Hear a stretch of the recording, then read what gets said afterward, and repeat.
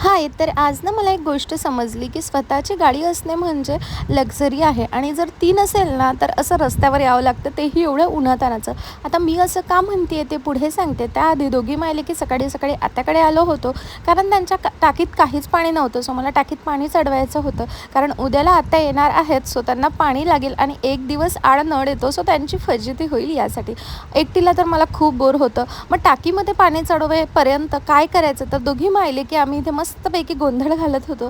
त्यानंतर घरी आलेच, सकाळची कामं आटोपल्यानंतर मस्त कलिंगड खाता खाता माझं काम करत बसले. दुपारला बाबाला आणि प्रिशूला घेऊन कुठेतरी जात होते, म्हणजे बाबा आम्हाला जात होते.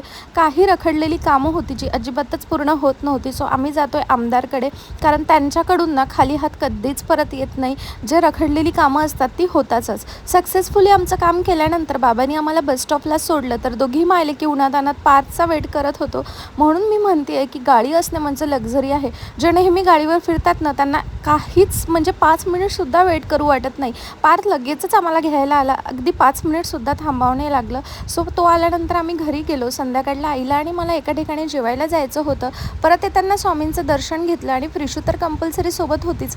जाताना लूक नाही दाखवू शकली. म्हटलं ते उतरल्यानंतरचा दाखवते. तर आता मेकअप रिमूव्ह करायचा आहे. मस्त हे इयरिंग्स घातले होते आणि बड्डेला मिळालेला या ड्रेसचा फायनली आज मुहूर्त निघालेला होता. खरंच कम्फर्टेबल असा ड्रेस आहे.